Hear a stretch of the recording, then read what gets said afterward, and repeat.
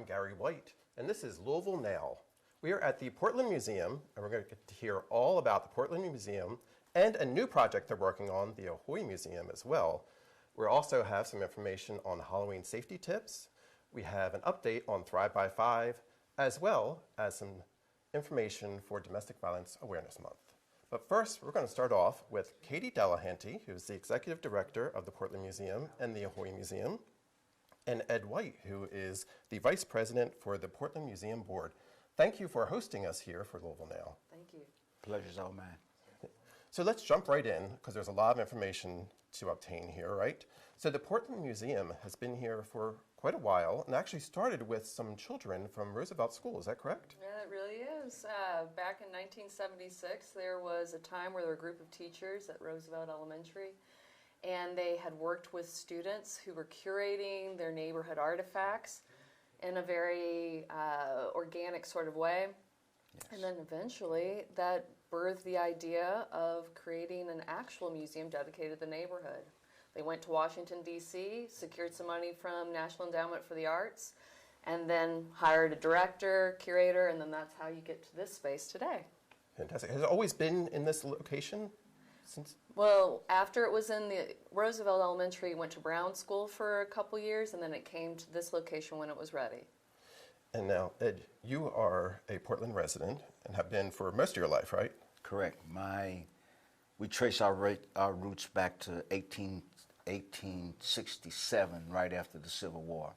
Wow. My people migrated here to Portland, and we've been here ever since. And what you're going to find here at the Portland Museum is a whole lot of history telling us what's been going on here over that period of time, right? Correct. Because Portland was its own city at one point? At one time, Portland was its own city due to the falls of the Ohio River, because the Ohio River was currently I-65 south. So Ohio River starts in Pittsburgh and runs all the way to Cairo, Illinois. So the falls of the Ohio stopped that flow. So they had to unload at Louisville, come around to Portland, and then continue back down the river. So when it came up the river, it had to stop at Portland, unload, go back to Louisville, and then continue the journey up. So yes, Portland was a city at its own time. Okay. And there are a lot of famous Portland residents that you can see throughout this exhibit. We're going to have some more information. You can check out our social media to see some of those exhibits as well. But who to you is the most interesting former Portland resident? Oh man, you put me on the spot. Well, you can think about that. Yeah, let me think about that. Let me think about You that. don't want to Perfect. necessarily say, you know what I mean? Exactly. I want to make it correct, all right? Yeah. Politically correct. There's a lot of interesting Yes. exhibits to be had. And Yes. there's permanent exhibits as well as Yes. rotating exhibits, correct? Yes. And I think you just kicked off a new rotating exhibit as well here. The Harlan Hubbard exhibit, curated by Jessica Whitehead. Okay, Yeah, fantastic. it is fantastic, and we rotate those quarterly here at the museum. So a lot of them are very arts focused, whether it's the river or artists that come from Portland or some interesting topic that the neighborhood really wants to see us talk about. Okay, great. And also, we do want to mention that funding from the city helps make this possible as well, through both the external agency funds as well as the new one that we're going to talk about, the AHOY Museum, was actually in the mayor's budget as well. Yes, some funding, it was. correct? We were very, very, very appreciative of that happening. It's not every day that you have a city who will come and support a grassroots organization trying to do something huge for the community as a whole. So, as we were saying, the AHOY Museum is something new. It's actually connected, will be connected to this museum, correct? Tell us about the AHOY Museum. So, speaking about how the Portland Museum started with its roots with children, there was a period of time after a director had been here for 40 years, and we are very grateful for the space that she was visionary to make happen. We had to do a little bit of hibernation during COVID, like most people did, and we started asking our neighbors, what is relevant? What is our relevance? What does the neighborhood and the city at large need? And we asked children, we asked families, and a children's museum was one of those things. And basically, we have another employee director, Danny Syme, who's a wonderful person. His children here in the neighborhood would always have to travel somewhere else to go see a children's exhibit, the Indianapolis Children's Museum, something like this. And his kids were like, why do we always have to go somewhere else? So that really just, why not do it here? Exactly. And AHOY actually stands for something, right? Can you tell us what that stands for? Yeah. AHOY? It's Adventure House of You, which really, I think, encompasses what we're trying to do with the Children's Museum. We're not trying to be one of those places that has all of this text on the wall where you're forcing learning in a specific way. This gives children agency and autonomy to learn on their own terms, and it's a very immersive, very arts and culturally beautiful space that we're going to be creating. And hopefully, about a year from now, that space will be open. Yes, sir. Okay. We do want to mention, too, that the Portland Museum is free to come visit. Is that correct? It is free to come visit. Anytime. We welcome all of you. And when are you open for the public? So Wednesday through Saturday. It's noon to 5 to the actual public, and then we'll be here early, so if you really need us, you can come early. Now, also, as we were looking around, I saw that you have an oral history room as well, and you actually collect oral history from whomever throughout the city. Is that correct? Yes, that oral history project is designed to keep the museum rooted to the people that actually live in the community.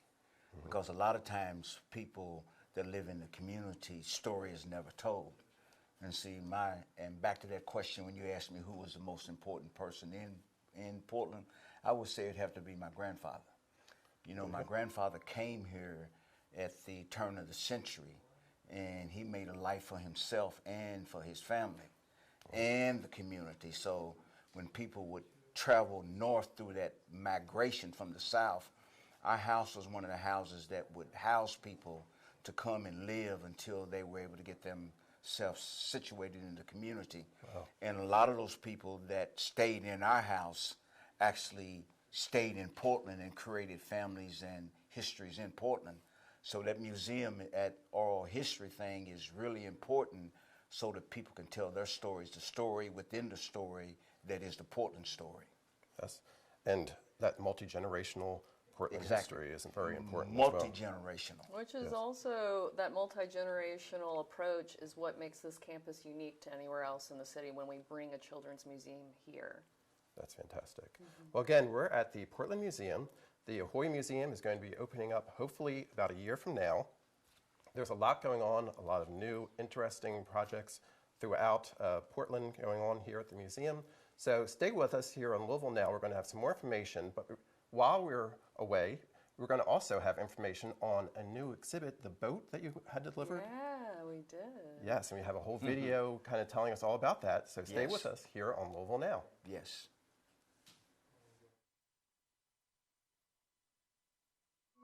They was telling us this thing's supposed to weigh like 40,000 pounds. It's like heavier than a house.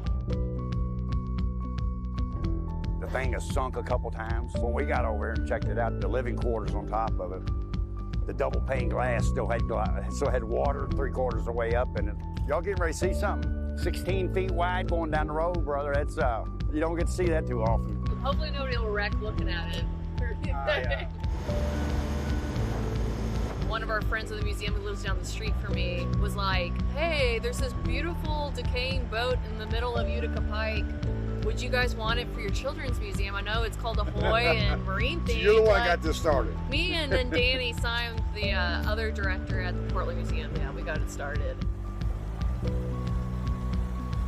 In addition to Paget, there was Pace Contracting, who enabled us to do it because they had somehow connection with MSD and had all of these funds to be used for the community. And they were like, we will gift you this and we will help you. And they hired an engineer. They were able to get all the structural stuff in place. I mean, it's been an undertaking, perseverance and luck, and now it's happening. I think it's just being curious, innovative, and being willing to take risks, because I think most people would tell us we were crazy. Danny, my coworker, wanted the frame to be painted green, so when it's like springtime, it'll look like it's floating. Just little stuff like that. And then it'll be a lot of DIY, grassroots effort, making it sculptural. And then when we raise some more money, we'll make it safe for kids to play on. We've definitely been having kids help co-design and lead what this is going to look like. And there were a lot of kids wanting boats. They were kind of wanting them up in the trees. We're not quite there. our neighborhood doesn't have a whole lot, let alone the West End. So this is like, I think, going to be exciting for people to be like, wow, you're really pulling something off with nothing, you know?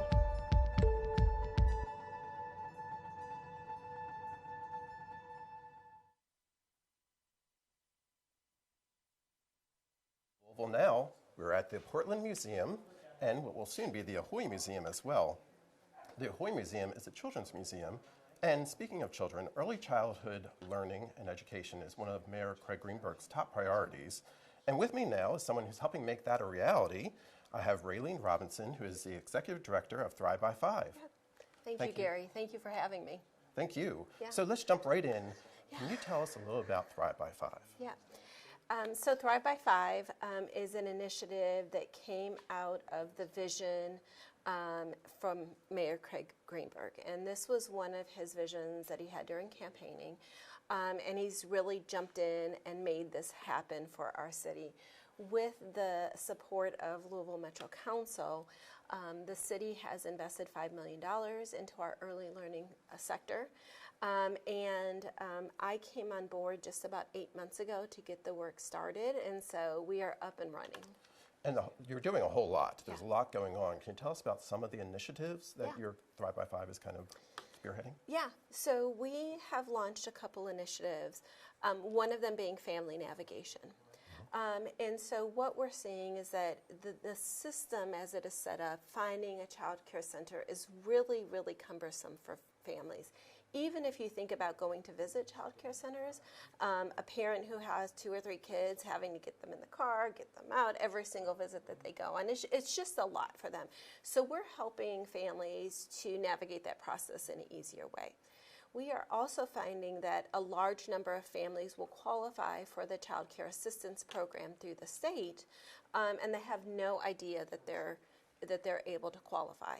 So we are helping families process those applications. Our family navigation team can meet families wherever they are to help them get qualified, but also help them find a center that has openings that fit their needs in the area of town that they would like for it to be in. So it's a really meaningful service that we're hoping to help families with. We have had over 150 requests just in 2 months.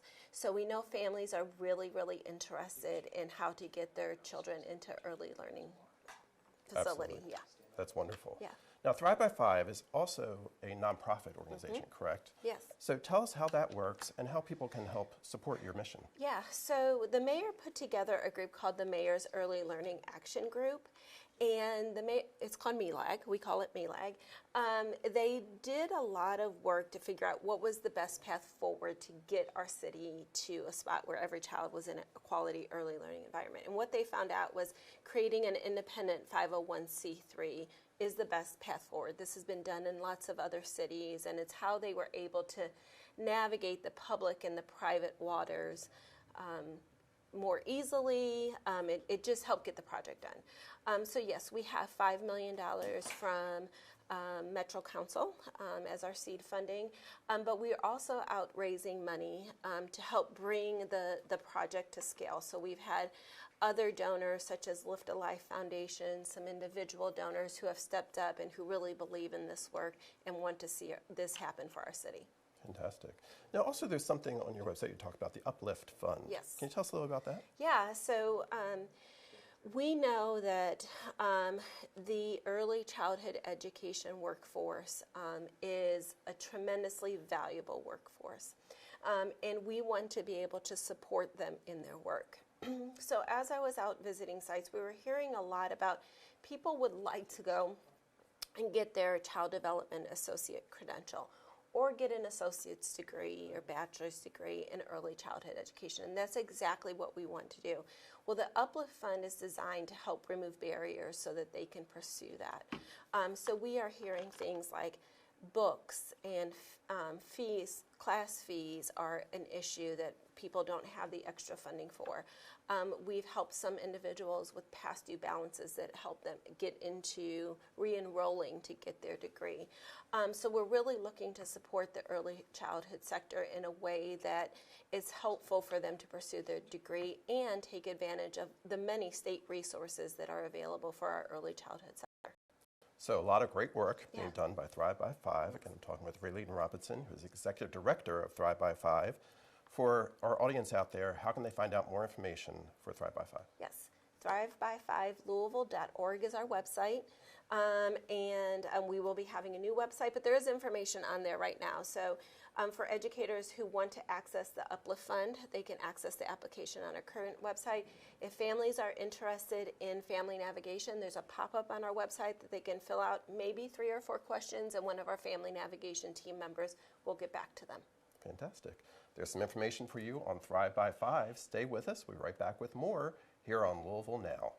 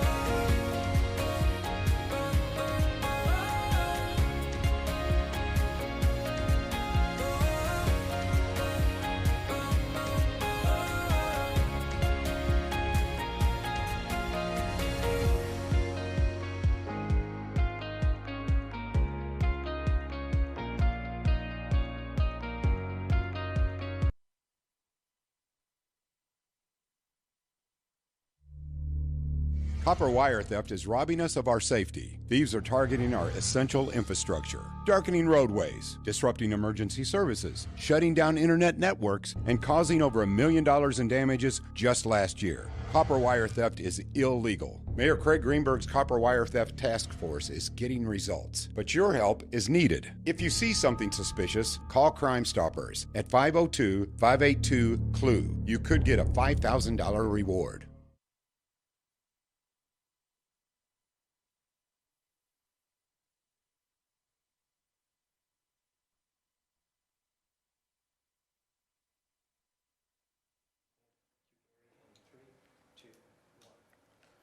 Welcome back to Louisville Now. We're at the Portland Museum, and now I'm joined by Gretchen Hunt, who is the Director for the Office for Women.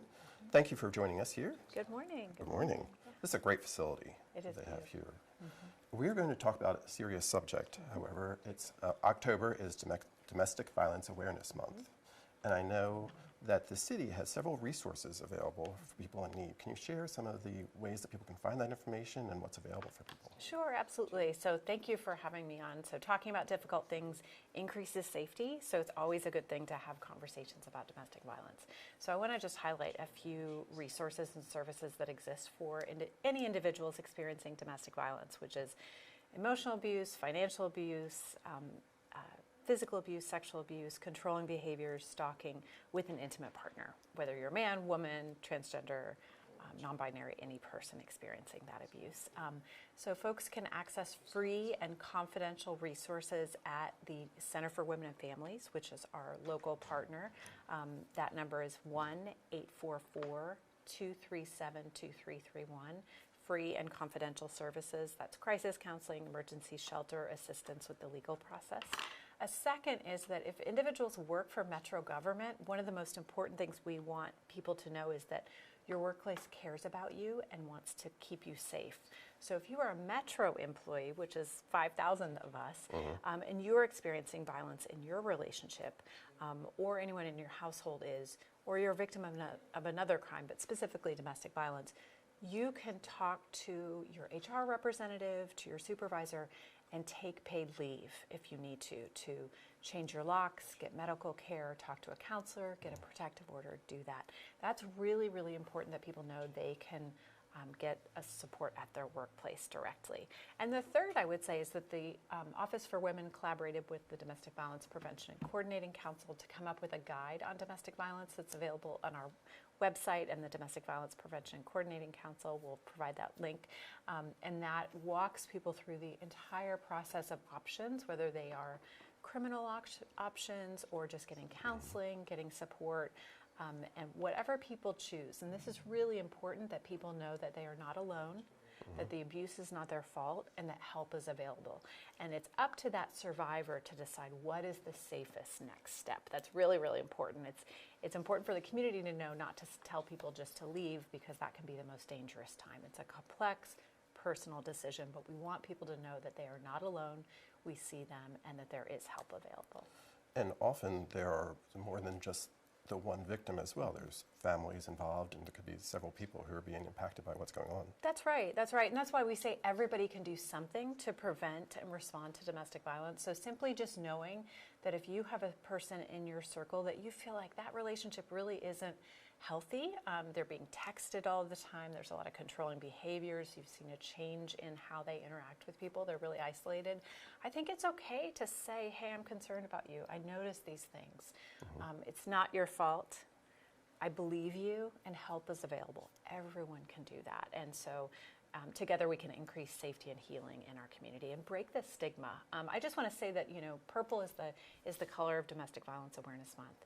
And it took a long time for survivors of breast cancer to feel like they could wear pink proudly. It was very shameful to talk about that years ago. I would like to get to a point where survivors of domestic violence can say, that's part of my lived experience, and it's nothing that I'm ashamed of. I survived it, and that we as a culture can support them. Right, and sharing the stories, help people know what's available and what's out there for them. And thank you for also sharing these resources that are available.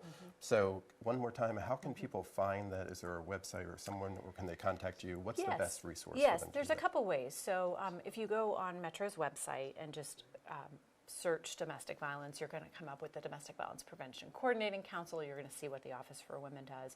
You can also reach out to the Office for Women, 574-3536, or even 311 will link you to a lot of these resources. And lastly, the Center's 24/7 crisis line that has interpretation, free and confidential, is 1-844-237-2331. So whatever entry point will get you to the right place. In October, as we mentioned, is Domestic Violence Awareness Month, but these are numbers that are available, information that's available for you all year long if the need is there. Thank you very much. Again, been talking with Gretchen Hunt, who is the Director for the Office for Women. Stay with us here on Louisville Now. We'll be right back. We're going to have Councilwoman Purvis, who represents the area that the Portland Museum is located, as well as a representative from LMPD, giving us some Halloween safety tips. Stay with us.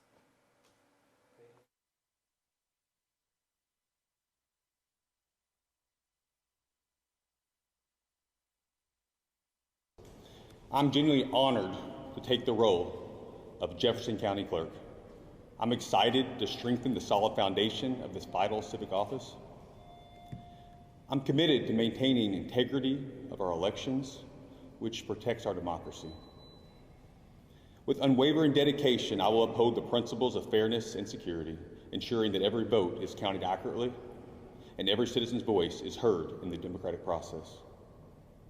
My approach is rooted in transparency and communication, fostering trust and confidence in our electoral system. I'm thrilled, I'm more than thrilled, to really bring modern technology to not only improve our security, but to streamline our services, making it more accessible and efficient for everyone. To all those in this office, I am very fortunate to have the opportunity to lead this team. Together, let's honor the legacy of Clerk Bobby Hoscall and strive to create an even stronger, more connected, and inclusive Jefferson County.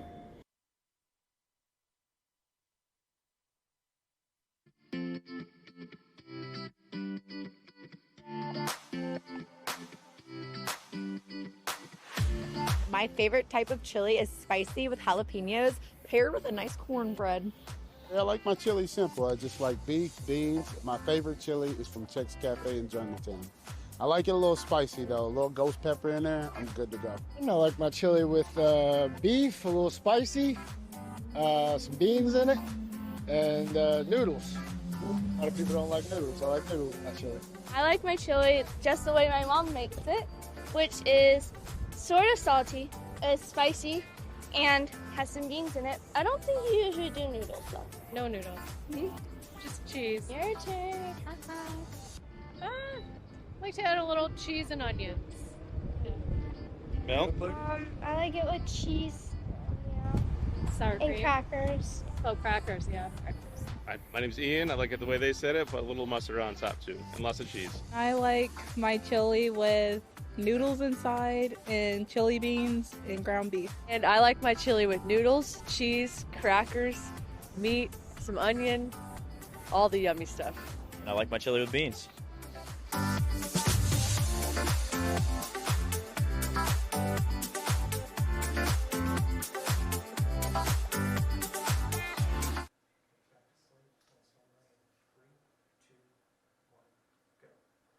Welcome back to Louisville Now. We're still at the Portland Museum live, and I'm now joined by Councilwoman Donna Purvis with District 5 here in the city of Louisville, which Portland Museum is covered, right? Yes, sir. Thank you for being here, as well as with Officer Michael Abernathy Jr., who is with the LMPD 1st Division. And we're going to talk a little bit about some exciting things that's coming up because Halloween's not too far away, right? Correct. And I believe you have an event that you wanted to mention. I am having an event on Halloween night, October 31st at Shawnee Park. We will have events surrounding by little kids 11 and under and 12 and up. It's going to be exciting. We're going to have a pumpkin patch. We're going to have some scary things, some Fright Night things. We're going to do things like face painting. Whoever finds certain pumpkins will get a prize, and it's going to be really, really fun. So we're excited about that. It's going to be that Friday at Shawnee Park. It's going to be across from the basketball stadiums, and it's going to be from 7 until 10 p.m. Fantastic. You're going to wear a costume? I am in a costume. Okay. You'll have to come and see, right? Yes. Okay. But that's something we want to talk about is safety around Halloween, because Halloween's a lot of fun. Yes. This is a great event to go to, a nice, safe event. But there are some tips that kind of help the whole community keep safe for Halloween. Can you share some with us? Absolutely. So again, we always want everybody to go out and enjoy themselves on any holiday, especially one that has a focus on kids. A couple of small tips that we want to just make sure we keep in mind. I'm a big fan of pre-planning your route, knowing exactly where you're going to go on the front end before you get out and about and get caught up in the hustle and the bustle. Stay with groups, understand who you're with, be able to identify the people that you are with, always have adults with you for sure. Let's also ensure we are picking the houses that we are going to wisely. We're not going to approach houses that are fully dark. We want to ensure that there are people there and they want us there as well. If you are going to be a chaperone, it would be a good idea to wear some form of reflective clothing as the sun goes down. We know the sun's going down a lot earlier now, so we want to make sure we are able to be visible. And lastly, let's keep in mind the age and the type of costumes we're going to put on kids, make sure they can see, make sure they can be seen, make sure they're easily identifiable to the chaperones of the group. And like Councilwoman Purvis was saying, there are events that you can go to as well. If you don't want to actually go in your neighborhood, you could go to an event such as that or another trunk and treat or something of that nature. So we have a trunk or treat as well. It's going to be this Friday from 7 to 9 at the Big Four Bridge. We have partnered with the LDP, Louisville Downtown Partnership. They're doing a silent disco. There will be police cars, EMS, passing out candy. So if you don't feel comfortable going out, please utilize one of the events where you know the people putting it on have your safety in mind. That's great. Great advice from LMPD. Thank you very much, Officer Abernathy Jr., for sharing that with us. And again, we have Councilwoman Donna Purvis here, who is with District 5. We're at the Portland Museum, which is where we are. And this is a great facility. It's beautiful. Beautiful. Beautiful, yeah. I'm so blessed that this is in District 5. So much history here, and people don't understand that Portland was in the formative years of Louisville. So people that want to know about the foundation of Louisville, they really need to pay a visit here to the Portland Museum. Absolutely. Yeah. And then in a year, you're going to have another museum, the AHOY Museum, which will be fantastic. And I'm sure you'll be out here for the opening of that. God's will, I will, yes. Absolutely. Yes. So again, thank you to the Portland Museum for hosting us for Louisville Now. Thank you to you both for being here with us, sharing these great tips. And we'll be back with Louisville Now in the future with some great new topics for you, so continue to watch here on Metro TV. This has been Gary White for Metro TV.